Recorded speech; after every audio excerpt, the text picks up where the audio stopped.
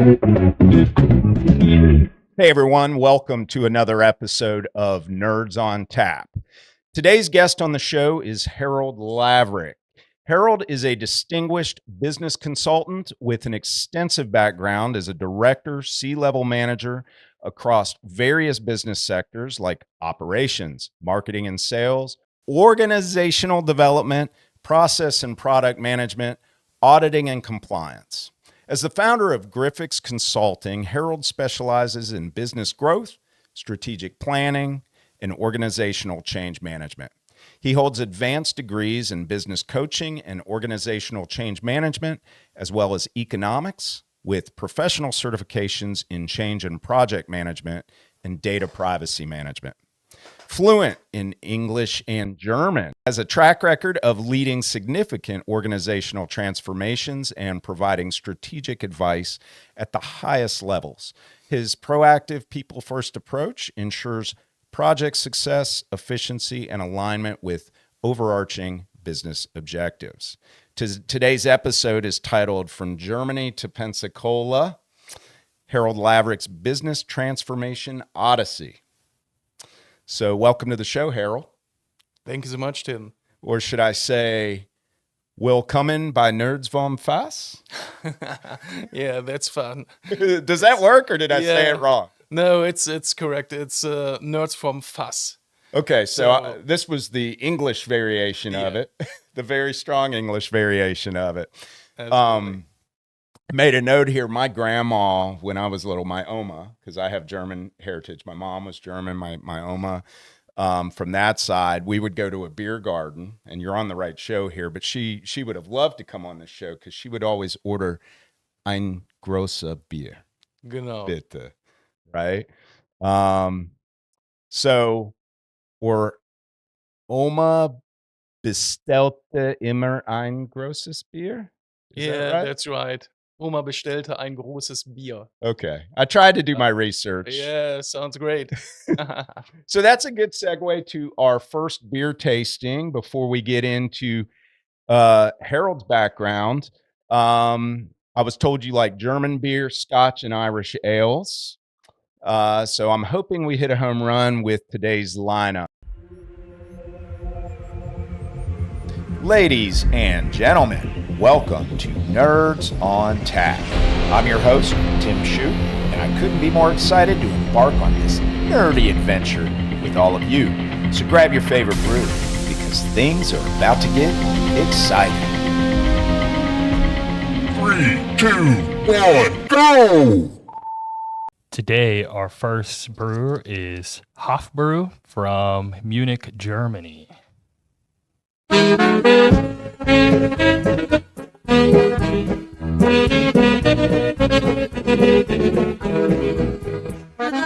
It's that time of year again, Oktoberfest, it's here again. I feel like we're supposed to be doing the how does it what is that called? In German, it's called Schunkeln. Schunkeln. I just remember going to the big beer tents at Oktoberfest, and my parents would be doing the whole back and forth. I didn't really understand. Absolutely. And do you remember here, you're only allowed to drink a beer if you have a seat. Yeah. And they would come out with 5 on a hand. Yeah, right? At least 5. Now, this bourbon tradition, an archetype of the Munich beer. Die Geschichte schmeckt man. Das ist Hofbräu dunkel. It was long before wheat beers and Jaegers wetted the throats of the Germans. The bottom fermented dark beer was quenching the thirst of Munich residents. The first beer, which was served in the... Yeah, sure. It's Hofbräuhaus. Yeah, it's the Hofbräuhaus in Munich, Hofbräuhaus. Yeah. Been there a few times. Still satisfies to this day with its roasted, hoppy taste and subtle malty finish. So what do you think of that one?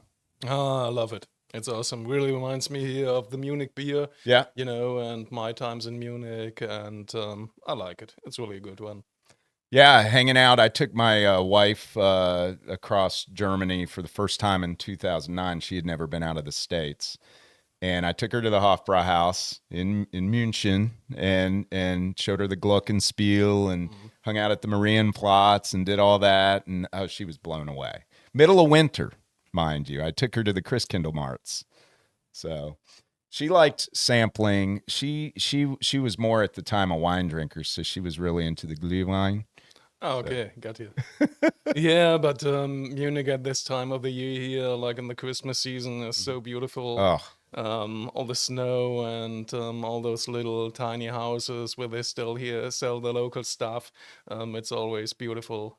yeah. And I can't wait to go back. We're trying to plan a trip with our kids so they can see our side of their heritage. So really looking forward to it. So let's get into you. The show, even though it's a beer show, it is a nerd show. We're going to talk business and we're going to talk technology to a degree. So you moved to Pensacola a year ago, right? And so what brought you to Paradise, first of all? Let's just ease into the show that way. Yeah, sure. My wife was an exchange student in 1999-2000 with a host family in Alabama and stayed in Prattville, Alabama for a year, went to high school, fell in love with the culture, the people, the whole states. And when we first met, we came over several times for vacations, stayed with the host family, drove a lot of time around. And yeah, I fell in love with the states too. And then we started discussing, might have been an option for us to move over. Then we won the green card in 2019. But due to the COVID, we were never able to receive it in the physical form. But we already discussed moving over in that deep that we thought, okay, what are other options than receiving green card? So we invested in our own company and founded it over here and moved over finally last year in October. And yeah, love to be in the Florida Panhandle. So investing in your own company and starting your own company, how does that tie into the green card part of it? It doesn't. It is at the moment a working visa, which we have. It is good for 5 years, and I'm allowed to work for my own company, and that's good for me. My wife can do whatever she wants to do here, can work as an employee for all kinds of businesses, And for me, it gives me the opportunity to build up my own company and get in touch with business people over here and doing services for them. Awesome. And we're going to talk about what you do here in a little bit. Did you have any other businesses prior to Griffiths Consulting? Yeah, I founded it originally in 2016 in Germany due to the fact that I really worked a long time in internal auditing, organizational development, and had to take care of all processes and projects which were not running good. And additionally, I did external auditing for bigger German billing centers in the pharmacy industry. And when I wrote these audit reports for them, it was always going like, okay, now we have an audit report. What's next? Who is carrying out this project? And so I ended up building or founding my company, Graphox Consulting, over there back in Germany, and start carrying out projects for them. So you already started doing this, and what time frame was that? In 2016. Okay. So it was additionally to my regular job here with the health insurance companies. Was in Germany more in addition to my regular job here, but became a main job over here. Gotcha. So very exciting because you do a lot of things, and from one entrepreneur to another, there's a lot of hats we wear as an entrepreneur, and you're helping others with not just those hats, but all the little intricate details that a lot of entrepreneurs don't think about, like change management and process management, right? And privacy management. We're going to get into that later in the show, unless you want to embellish on any of it right now before we get into a little bit more of that. No, that's good here. Let's do this way. This way sounds good to me. So tell me about I want to talk about the challenges of starting your own business. Sure. I mean, I can talk for days about when I started my first business and what all I did not know, because there was more that I didn't know than what I did know, and I had to learn things over time. Now I'm a seasoned vet. I've been running businesses for almost 30 years, and this is my fourth one. And I feel like I have a lot of knowledge to give younger entrepreneurs, which I do. Tell me what your challenges were in transitioning over to your own business. Sure. First, it was really thinking about what is really my product. Mhm, What do I sell exactly? Is it organizational change management? Is it project management, process management, risk management? My problem was in the beginning, I did a lot of different jobs here over my career, mhm. over the last 30 years of my career. And so I became kind of a jack of all trades. The only department I've never worked in is finance. So I did all the rest. That's good on the one side because you can do a lot of different stuff here, but it's hard on the other side because you have to focus on some Yeah, stuff here and to sell it.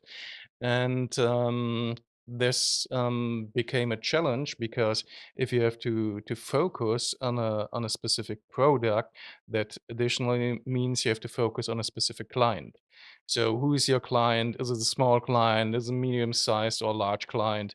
Where do I find those clients? So this combination of product management, client development, who is my client, and the transition, the my personal transition due to the culture change, and due to moving over to the states here, was really challenging for me here, and. One short challenge here, just to mention here, when I was first on a networking event here, and it really happened like this here. It okay. was from the Minority Chamber of Commerce. Mhm. And really, for real, I never heard in Germany about the Minority Chamber of Commerce. And from my point of view, I thought it's a minority, it's a smaller Chamber of Commerce. But I didn't know here it's African American people, Hispanic people here, and all those guys here, those great guys in this community, which I really It's a like. pretty And big community, isn't it? it really Yeah. is here, but I didn't have any idea, so I attended this networking event here and saw all the Afro-American people, talking and discussing stuff here, and I really thought here, "Wow, that's overwhelming for me," because my English wasn't that good here at this time here, was a year ago, and I really thought here, "Whoa, man, what did you do to yourself?" You know, so that that was a challenge for me. I couldn't even imagine going into another country and using a second Mm. language and trying to communicate my, expertise to a prospect. Um, I mean, I can see where the challenges are, and it's mainly a communication challenge, right? Because they might struggle with your accent or trying to hear you, but it's also, and you brought up a good point, networking. So that seems to be a common element among all my shows when I talk to my guests: networking, networking, networking. So before we get into your expertise and we start talking about what you do, tell the audience the importance of networking, especially as a new business, and how willing people are willing to help you. Yeah, I can do that. First, I think what really is important is if you want to do network, you must have an overview what kind of network events are happening. Yeah. So I did a lot of research and was really kind of overwhelmed what is happening in the whole Pensacola area because it was that much here. I did a list on this year, and I think here I've still here like 40 networking events. Which are happening sometimes weekly, bi-weekly, once a month, whatever. So it is not that easy to find the right networking events and to go over there because you don't know here, is my client in the networking event or is it Yeah. just here to meet good people and start talking, which I like, but it's not business. And from my point of view, there are three challenges. First, find the right network and find the networking events in your area. Second, you have to have the right mindset to do networking and really to want to connect to other businesses. And third, transform those networking contacts into contracts and really get money out of it. Yeah, one of the networking groups that I've always been tied to through the years, probably since probably for the last 20 years, was BNI, Business Networking International, and they promote givers gain. You know, givers gain. You give, you will receive. You give, you will receive, and always ask for specific asks, such as John Doe at ABC Company. That's who I want to meet. You'd be surprised who knows John Doe or who knows someone that knows John Doe. But anyway, um, let's get into you. Let's get into you. Let's dive into your areas of expertise. We're going to include organizational change. We're going to strategic planning and personal growth. So before I ask some specific questions I have here, tell me who your clients are. I mean, we were talking earlier about the what is my product, who is my client. Tell me who your client is. I mean, I hear businesses obviously need a coach. What about individuals? Are you only focused on businesses, or does it go beyond that? I think it's you have really to focus on your area of expertise, but also on the area where you are living in. Mhm. And then Pensacola, from my point of view here, and I'm still quite new to the whole area. It's just a year. Um, in Pensacola, are really a lot of small businesses and only some big businesses. It's Yeah. what I see. So you can't ignore the small businesses, and I'm not doing this here. So um, due to the fact that I'm offering really different kinds of services for the small business owners, I can I offer services in personal growth, leadership development, but also with specific challenges. Some guys contact me due to opening new locations, and I help them with that, carrying out this as a project for them, seeing what might be really a good area for them here, not only due to, oh, that location looks nice, Mhm. but more like from a strategic point of view. Okay, where are your clients? How often do you have to drive to your clients? How do you make marketing? Is this a good location to advertise your business? And so on. So I think it is really always a mixture of strategic planning process here, where the products of the client and the customers of the client come in. And additionally, finding good locations, for example, for them and carrying out projects like this. But it's all about asking those right questions to Sure. drive it, per se, down the rabbit hole, to get to that strategic planning piece. So once you collect all that data by asking those questions, you have a unique structure built specifically for that individual or business, right? Yeah, that's right. It's always about the questions and getting, for me, it's really, really important to get an understanding of the problem. What is the problem of the client and what solution is he's looking for? And the way in between, I always develop from exclusively, I would say here, it's always different. Yeah. It's always a different starting point. It's always a different end point. You can use surely strategies which you use here to achieve those objectives, but the way in between here, and I think you know this too, is always a little bit different. Oh, yeah. Having run 4 businesses, I've had a So couple that ended up in absolute failure and a couple that were absolute successes. And it all comes though from making the right decisions, talking to the right people, and getting the right mentorship. And I would suggest that you would be one of those mentors that could help a business owner if they're trying to get from point A to point B a little faster, right? Yeah, that's right. That's right. I talked, for example, from to the guys here from SBDC and SCORE, Mhm. and I like both organizations here.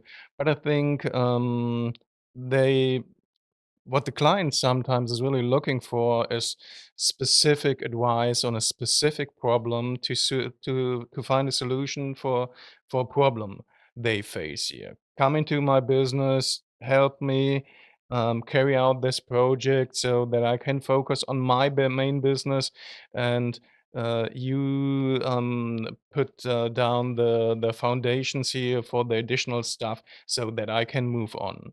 And SBDC and SCORE, I like both of them here, Mhm. but they are not doing this. They are Yeah. giving you advice, and you have to carry out this by yourself. But as Jan has to run your business here from 9 to 5, so what is the time frame you focus on this stuff? Yeah. So let's get a little deeper into that. So we know what we know what the objective is, right? To help a business owner um get from point A to B through strategic planning of whatever unique situation they have. Do you have a case study that I'm putting you on the spot here, Harold. Do you have a case study that you could share with the audience, without naming names or anything, that could explain maybe something that you helped somebody with and the outcome of that, and maybe some feedback from the person that was involved that hired you to do that? Is that possible? Can we get that on the show? Yeah, sure. I have some case studies here on my website, as well as a lot of blog articles that I wrote and focused on specific situations and how you can solve this and overcome those situations and be successful. Could you shout out that blog? Yeah, can you name that blog? Can you well, it's Griffix, right? Yeah, Grifffox.com. yeah, that's right. Okay, and we'll throw that on the screen during the show. Do you have a specific case study that you can remember that maybe you can share with our audio audience on all of our podcast platforms that you wouldn't mind sharing? We can talk about a specific blog article Okay, which I really let's do like that. here, and which is a good one here for drinking beer. Yeah, cool. Because Well, I already drank my first one, so yeah, just give me a second. Finish that one up. So I wrote a blog article about buying bacon, but it's not about buying bacon. In the end, it is here like how you get to your objective and to understand what is your objective. Mhm. The main focus is here about losing weight. And from my point of view, you must know here, I never do specific diets. Want to quit drinking beer or stuff like this here. Right. I love to eat bacon. I love American food here. I love all this stuff here. And if I ever see here my weight is going up, then I'm doing more sports. I'm not stop eating. I don't do this here because I like to eat here, and so that is I think here really a main focus. You have to understand here how your mind is working, what is really important for you. It is it here about here changing the way of eating or doing different stuff. Mhm. And sometimes here we get told here from the outside, you're not living healthy. You have to eat here more vegetables. Don't stop eating bacon. For real, if I eat here some bacon once a week, nobody cares about. It's not that bad. Harold, I like bacon on my bacon. Sounds great. I mean, who doesn't like bacon? You can't cut that out of your diet, right? Yeah, Um, it's exactly like this here, and that's is here what I was writing about, here, and focusing on here. But most people don't understand what is really your goal, and that I think here it is important here. Before starting to find a solution, you have to understand here what is your goal. mhm. It is a little bit here like walking into a superstore Like we walk into a big supermarket here Hmm. and want to buy some stuff here, and you don't write a list here. You just walk through the lines here, buy some stuff here, go pay it here, and then you're at home and think, "Oh man, what did I buy here? I want to make this and that here, Yeah, and I've I done that. put totally the wrong stuff for this here." Yeah, you didn't write a list. You didn't focus on your goal and your objective here, and that's your problem. So first focus on your objective and understand what you're looking for, and then go in the right direction, and not here move in the wrong direction and then wonder why it's turning out really bad. So I'm hearing the what and the why again. Yeah, absolutely. So translating that over to business objectives for what you do for customers, it's not just about looking at a diet and going, well, I'm just not going to eat lunch, right? Because that's not healthy either. No. It's actually better, from what I've been told, to eat more small meals throughout the day, actually more than 3 throughout the day, because your body will store the fat. If you're trying to lose weight, you don't want to, and muscle weighs more than fat, or weighs as much as fat. So working out, you can actually translate fat into muscle. So in business terms, let's see if you can take that analogy and translate it into business terms. Yeah, sure. I think the question sometimes is, if you make a specific profit year, um, are you satisfied with the profit? And do you understand why the profit isn't exactly in this high? Right. And if you want to raise your profit, how do you do it? Is it by selling more stuff? Is it by changing the way, um, or by reducing your expenses? Or is it by changing your processes? Just to mention 3 different approaches here. Hmm. And I think here, most of the time here, people say, "Oh, that sounds good. I make a mixture, then it will work here." Yeah. Yeah, but still, if your process is running in a bad way, then change your process and you can double it easily. But if you don't focus here on really on the problems and understand those processes, then you might lose Yeah. profit over the way here. That's what I think here is really, really important here. Understand how your business is working and understand what is needed to improve. And that is, I think here, this translation maybe from, um, is it more here like focusing on protein, or is it more focusing on other stuff in your meal, on fat and yeah. Sounds to me like as long as there's a balance of it all, that's what we're really trying to achieve, right? If you Yes. focus on one thing, there's where the problem lies, right? You need Yeah. balance. Having a balance of a lot of different things. So Yeah. two of the things that come to mind, Suds, or Tim, sorry, is, process management is one thing, right? But in order to achieve processes and have that translate into scale, we have to be looking at standard operating procedures, right? Or SOPs, if you will, for an acronym. But I mean, Digital Boardwalk, we're very focused on automation, process, and SOPs, because we have to be able to scale to bring in more talent to be able to achieve those goals for our customers. In the IT industry, the more talent we have, right, the more brains we can tap into for those different unique challenges that our customers have. So to do that, we focus on, automation, process management, and process change. I can't tell you, Harold, how many times we have changed a process because it just didn't work that great, right? And I'm sure you've experienced that with some of your customers. Yeah, absolutely. I did, and I think here, from my point of experience, most of the time the process in the most ways was really written quite well here, Yeah. and it should work in that way how it was how it was described here.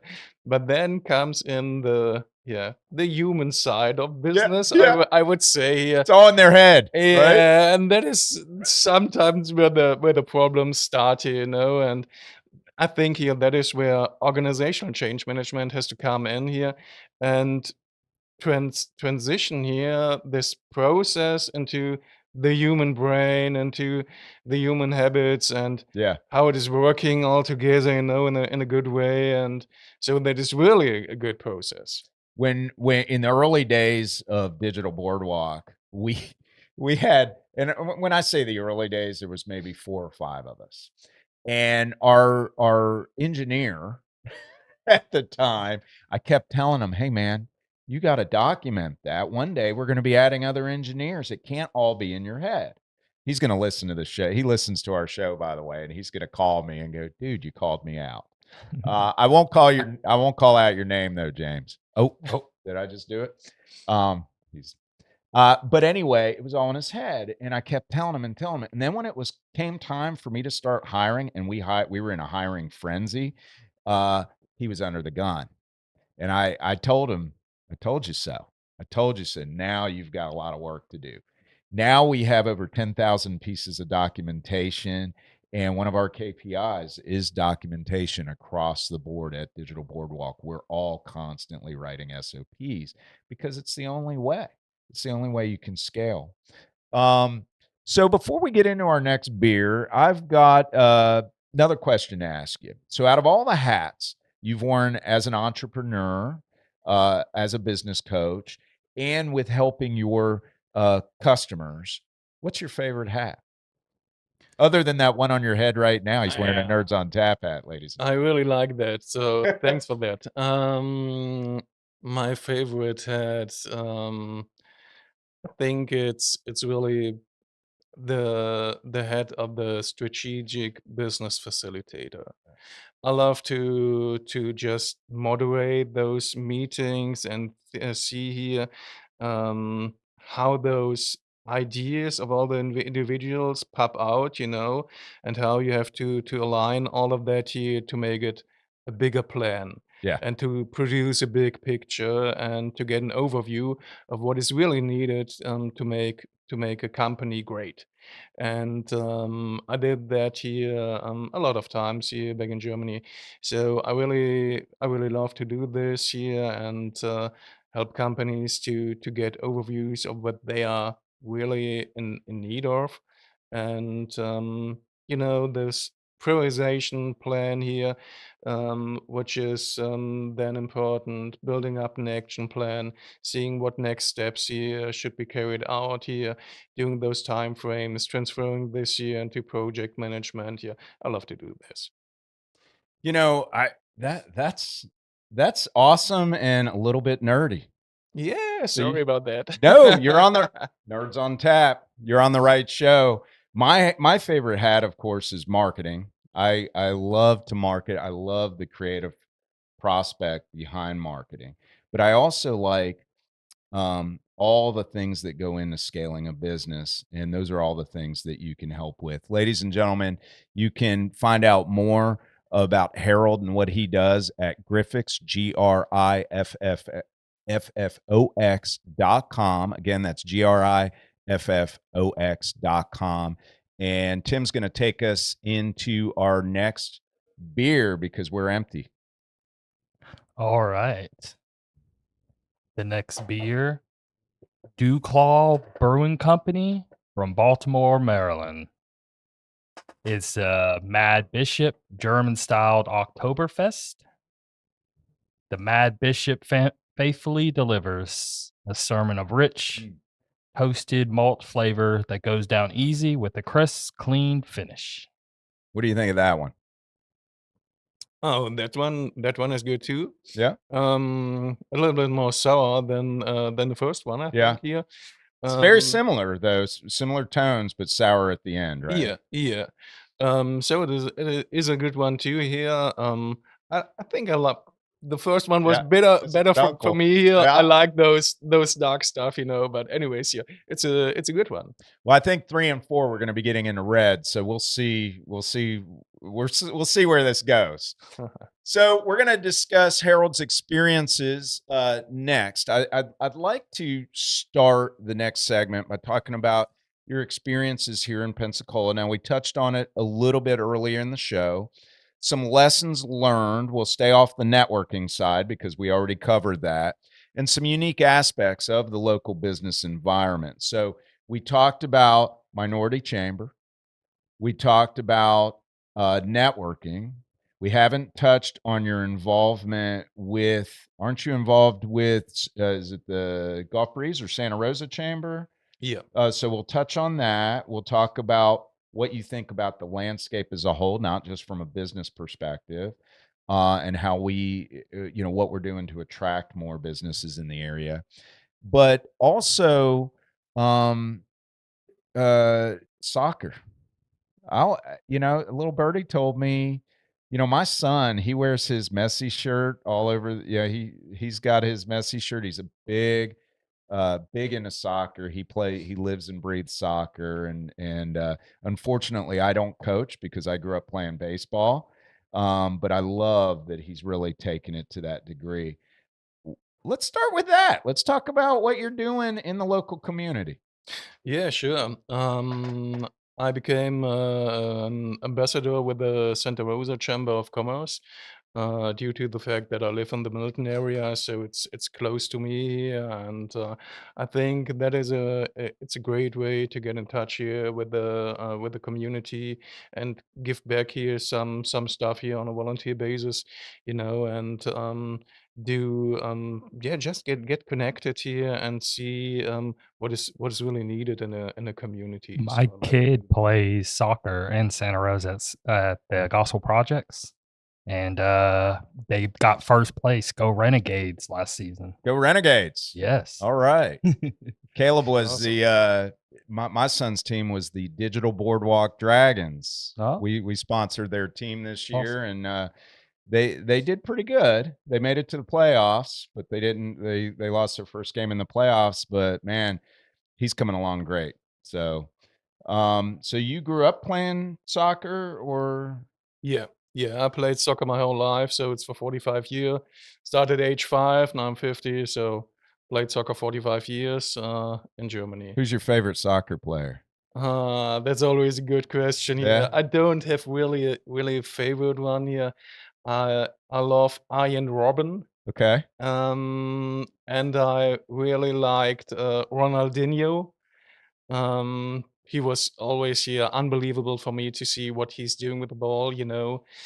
I was never a great Messi or Cristiano Yeah. Ronaldo fan. Sorry about that. Oh. But Perfectly all right. I just know our yeah, kids nowadays are influenced by some big names, and that's a big name. I know when I was a kid, I was a baseball player, so I didn't know a lot about soccer. But when I was introduced to soccer, it was Pele. yeah, Yeah, just because he he was was all over the place. awesome. So Sure, yeah, he was sure. incredible. What was it? What was that called? The scissor kick, or the Yeah, yeah. yeah. So let's switch back over to business because this show's not really about sports, but I did want to hear your side of things on that. So we talked about a lot of different things you do. So I'm going to name several of them, and then I want you to pick one and really hone in on it for the show and tell me more about it and how that particular segment of business can help a business, either grow or scale or achieve their goals a lot quicker. So let me name a few: marketing and sales, organizational development, process and product management, auditing and compliance, change management, and privacy management. Now, I know privacy management alone, it's a great topic for a tech show because, it's not just, a lot of people think it's just about the collection of data, but it's more so about how you store your data. And that's where we help a lot of our clients maintain compliancy, definitely with CMMC and cybersecurity for manufacturing companies trying to do business with the government. So, out of all those things, tell me what you want to talk about. Let us talk about process and product management. Okay, that's a I good one. Yeah, I think that's really a good one. Yeah, and that's all companies need that one. So it is it is a good one, I think. All right, let's dive into it. So, first, tell our audience what it is. Okay, let's just start with product management as a real easy example. Um, let's imagine you are the owner of a little cafe and you're selling all stuff of beverages. Black coffee, latte macchiato, espresso, hot chocolate, whatever comes to your mind here, you sell this stuff. If I ask you here, what is the beverage you make the most money with? Can you answer this in a second? If not, you don't know your numbers. So first, you have to do here an analyzation of your products and see, okay, what is my bestseller? What is really the product here I should focus on? Is it cafe or should I do here an hot one or an Mhm. iced one? Whatever. There are so many options here nowadays here due to Starbucks. Sorry about that.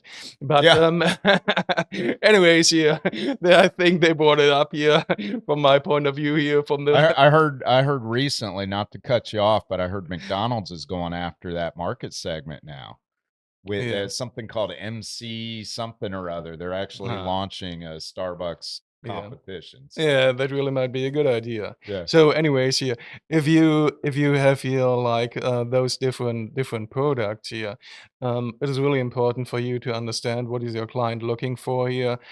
Which clients do you have in your location, and what is really the product you make the most money with. But you also have to understand here which product has um, what level of expenses.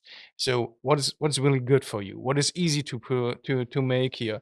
What is fast here? What can you sell here really often a day here and use that to make money and to scale your business? So in the end, that's product management.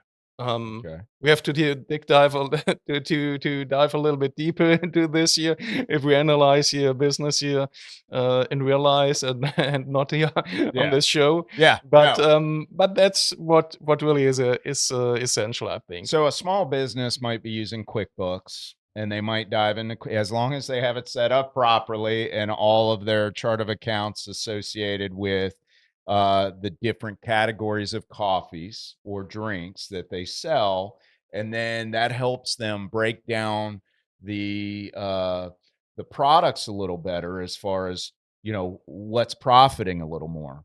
But just to go a little deeper into that without getting too much into it, because what you really want to do is call Harold and have him help you with that. But dashboards,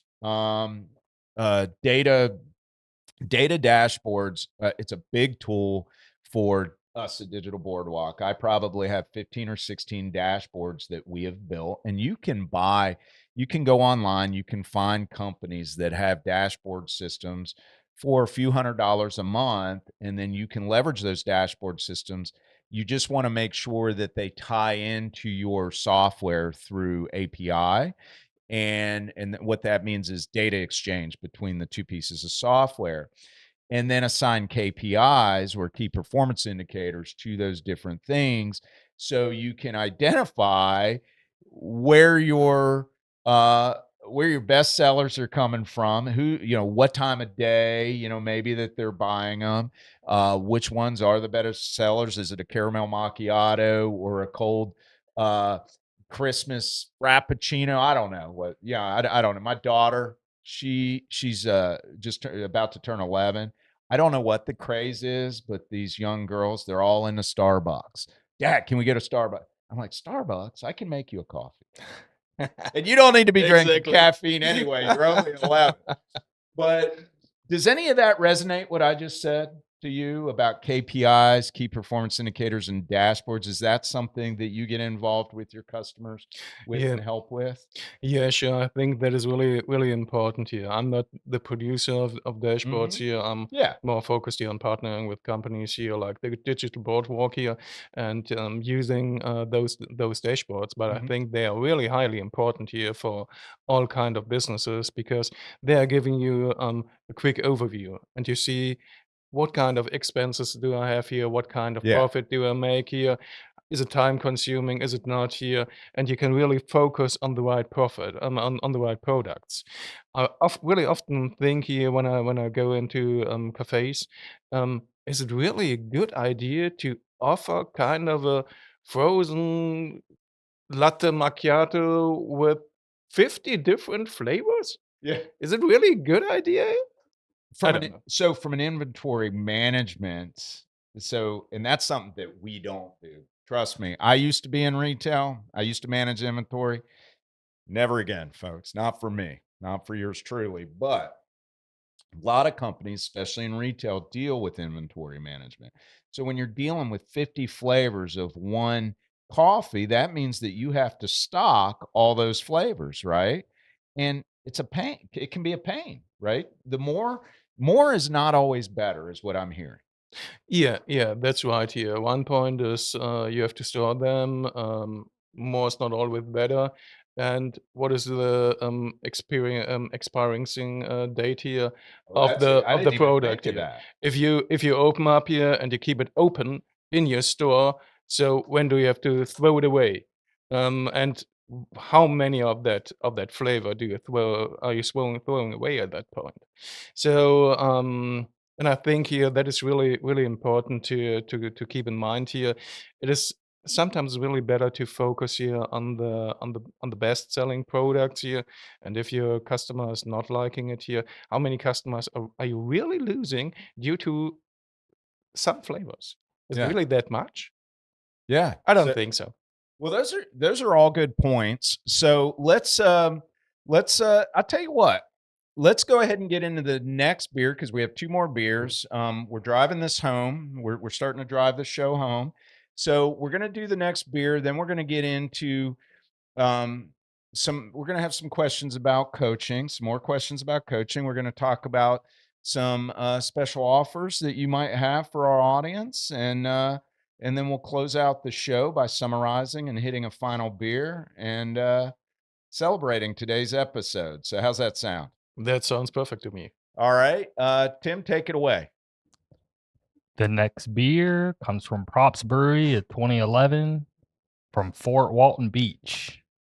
It's the AJ's Sunset Red Ale, an easy drinking malt for traditional red with notes of toffee and caramel. Has a sweet finish and clean aftertaste after a well balanced brew. 5.8 ABV. Awesome. Okay, so this is a change from what we've been drinking.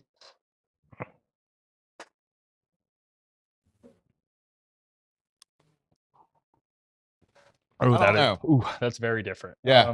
Yeah, it's really different here. After hitting the Dunkel Yeah. and the last two beers, and then segueing over into this is a little bit of a I don't know, a little bit of a surprise or a shock to my taste buds. How would you describe that beer, Harold? I think the beginning of the beer is quite good, Yeah, and then the end is missing somehow. yeah. It's like, wait, where's the rest of it? Yeah, like that. And it just never comes. So yeah, that's a little bit of a miss for me. I definitely taste the toffee and caramel, and I would say pick one or the other. You know, Yeah, both of it is weird. it was a little. I guess the word I would use would be vague as far as the latter part of the consumption. So challenges. So I do want to talk about challenges. And I think we might have gotten into this a little bit earlier, maybe too early in the show.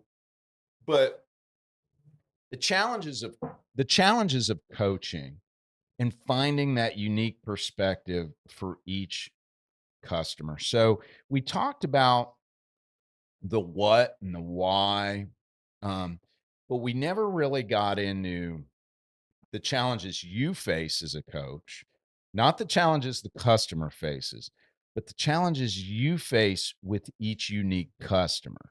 So maybe talk about, I don't know, maybe it could be lack of, so when you're dealing with an entrepreneur, I'm an entrepreneur. I know how I am. I know what some of the wrong side of or the wrong characteristics are, and they're not wrong. It's just who we are as entrepreneurs. We're always doing something, finding a solution, moving on to the next thing, moving on to the next thing, moving on to the next thing. So focus becomes a problem for a lot of us if it takes too long. Sometimes strategic planning can drag out. So is focus and communication from a customer, does it present a unique problem for you as a coach? Is that a good example? Or maybe use another example if that doesn't resonate. No, we can definitely use this example. I think focusing is always, from my point of view, a problem, because the challenge becomes from me as a coach always here. Um, First, you have always to understand the problem and what the client is looking for. Right. So that is always important here. But the thing that is really important in coaching is to understand the way how a client is changing and why he's changing, what really drives him, what is his kind of motivation, is it money? Is it success? Is it being a good leader? Is it being a friend for employees here? It's Mhm. it's really it's really diverse what clients are telling about here. Is it here making really uh, big efforts here for a community?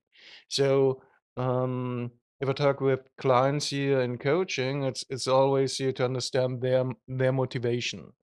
And if you understand the motivation, then you still have to see or to find what kind of tool do I use to get the client on the next level, on the level where he wants to be.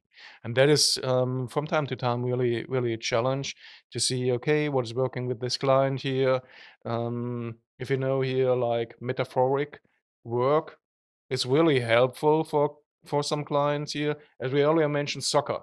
Mhm. So using Yeah. the soccer methodology, on the field here. What is your position? Are you playing defense, midfield, offense? Right. Are you on the left side, right side? Are the goalie? And if I ask this here clients here, sometimes this I don't like soccer. Can we use another one? So, Yeah. but here, if you're in soccer, what is your position? Me? Yeah, sure. I would say I'm mostly on offense if I were to play soccer, but I'm also playing a little bit of defense when it comes to making sure I understand what others are doing in our space. Meaning, other managed services providers. I have to know what's going on in the industry, but I also have to know what our competitors are doing. But I don't focus on the competitors as much as I focus on the offense. I focus on the us, not the them, because I feel like too many companies focus on the them and they don't get anywhere with the us. So I kind of somebody taught me that once. They said, quit focusing on the others. Don't worry about what they're doing. Focus on the you. So I'm offense. Now, my son in real soccer, he wants to be total offense, but they've got him playing, what did you call it, midfield? See, I'm a baseball player.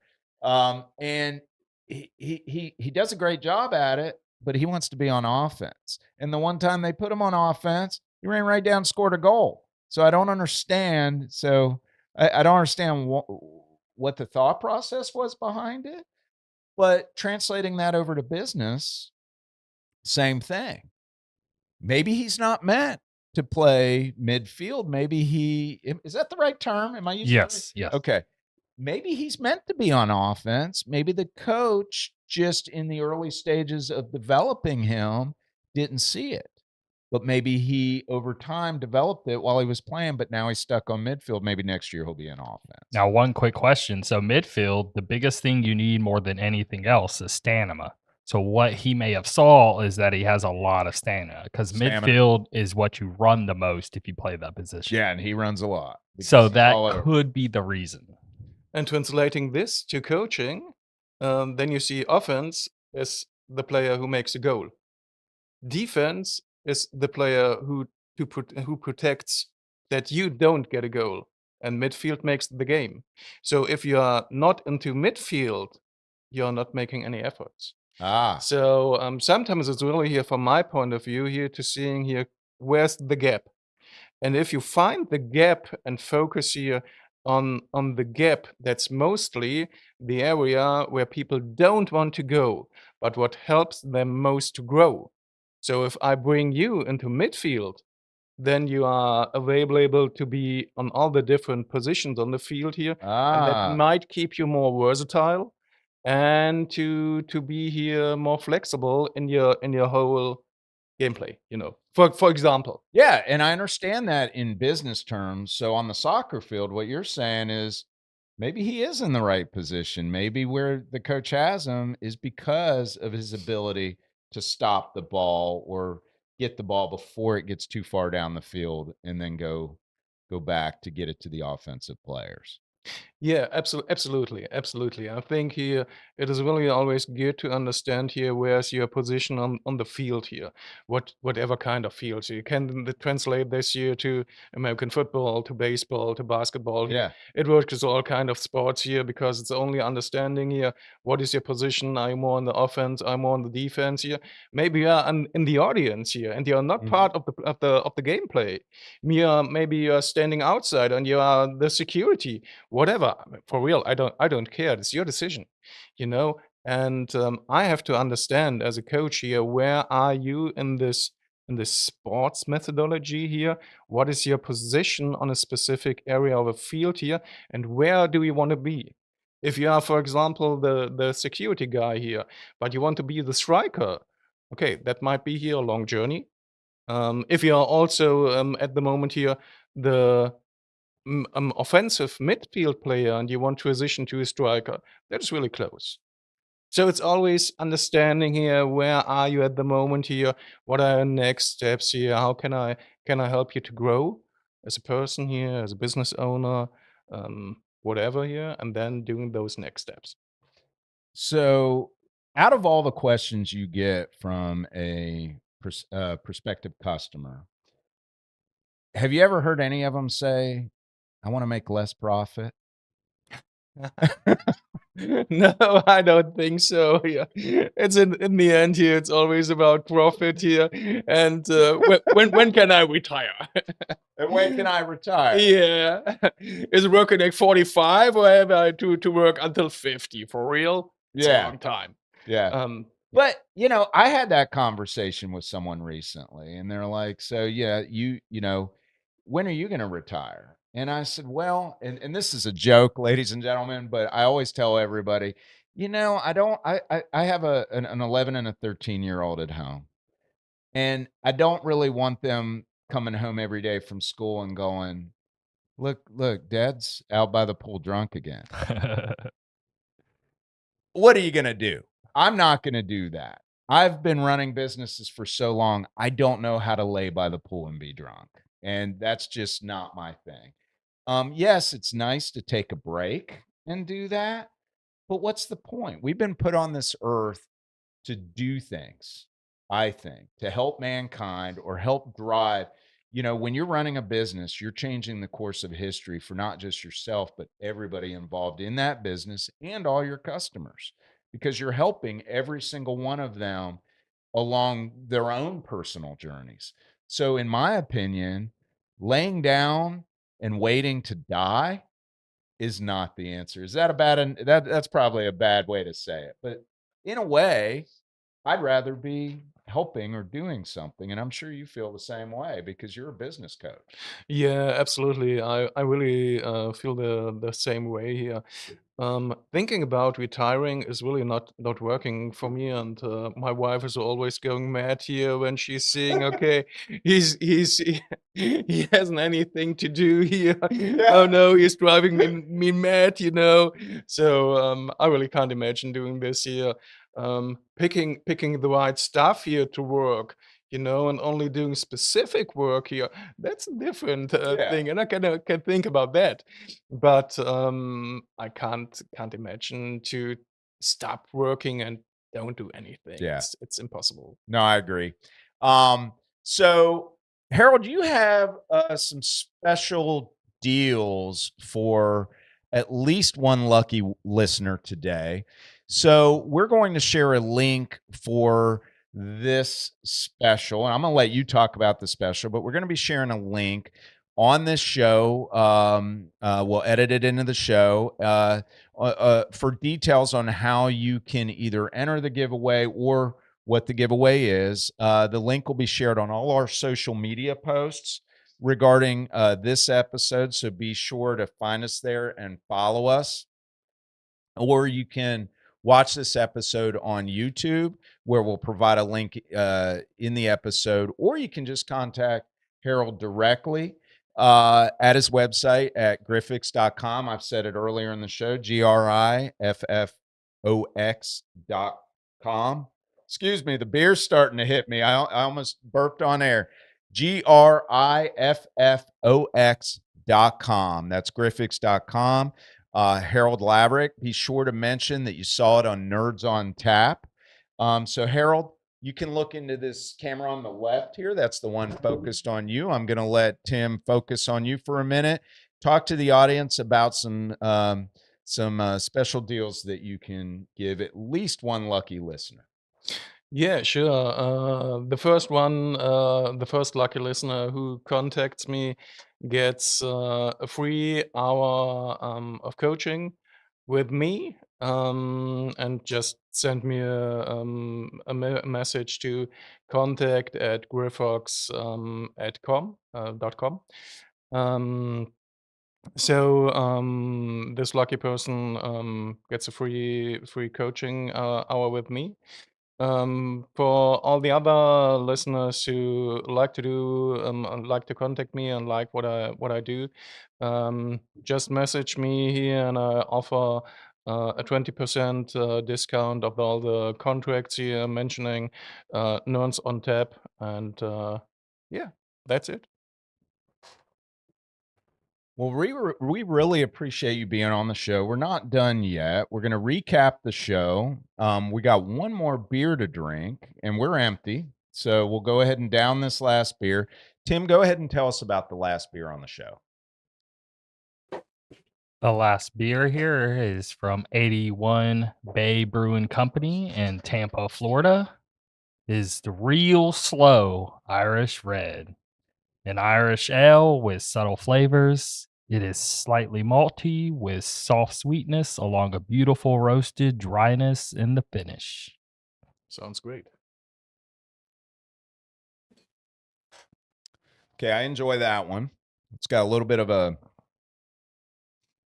I like it a lot, actually. Very flavorful. Yeah, that's really a good one here. Reminds me a little bit here of German malt beer. Yeah, it does. Yeah, it's really sweet and tasty. It's funny when you travel across Germany, or me and my wife traveled across Germany, and we'd stop at pubs along the way. It was always Weissbier. Weissbier. Yeah. Every pub on tap has Weissbier. Is that the go-to for most local patrons over there? Or? Depends really on the area where you are in. The Weissbier, it's more in Bavaria, so that is their stuff here. The rest of the country is more Pilsner. So Pilsner is like a lager. It's the same in the end here, or nearly the same here. I don't want to drive anybody mad here. But for me here, lager and Pilsner, Yeah. it's really close. And then you have specific regions which have their own beer here, like in the Cologne area where I grew up here, you have the Kölsch. So it's a little bit different here. And in this area, you have a called Alt beer. It's a dark beer here, like this one here, and you have a lot of them here. So you have those specific areas where you have different sorts of beer. Do you have a personal favorite? Just gotta ask, you know. I really like beer like the first one we Yeah. had here, like Okay. those dark Bavarian beer here. I think they are really good for me here, because they have a lot of taste in it here. It's And like bread. Yeah, it's really wow. I like that here. I never liked really here the Pilsner and lager style here. I love more those dark beers and yeah, but not really a specific brand. So, just to recap today's show, we talked about a lot of things, folks. We touched on everything that you do from strategic planning to change management to privacy management, a little bit. We touched on that to your favorite, which was product and process management. And we talked about entrepreneurship. We talked about your struggles making that transition from Germany to the States, and on top of it, starting your business. And we talked about the minority chamber, definitely something to check out. I don't know if you want to touch on that one more time, but definitely something to check out. And we talked a little bit about soccer and some analogies on how you can take sports and contribute the same dynamic principles to business. So I want to thank you for being on the show. Do you have any last comments for the audience or for myself? Did you enjoy yourself? Yeah, it was really awesome. When we met here some weeks ago here and started talking about Nerds on Tap here, I didn't imagine that it's so much fun. So I really thank you and really appreciate being on the show. Was awesome for me, and yes, looking forward to stay in touch with you. Well, thank you for sharing your valuable insights with our audience. You can learn more again at griffox.com, griffox.com. Next episode, we'll be filming next week, should come out in the episode following you. We will have a gentleman named Gio from Tacos El Fluffy coming in. And I heard he's going to be bringing some delicious tacos with him. Let's go. Yeah, tacos and beer. So we're going to have a good one there. And he's going to talk about how he leverages tech to scale their family-run taco business. So stay tuned, ladies and gentlemen. And we will toast to end the show. Here's to Nerds on Tap. Here's to Harald Lavric and his wonderful consulting business at griffox.com. Thank you. Thank you for being on the show. We really appreciate you. Thank you.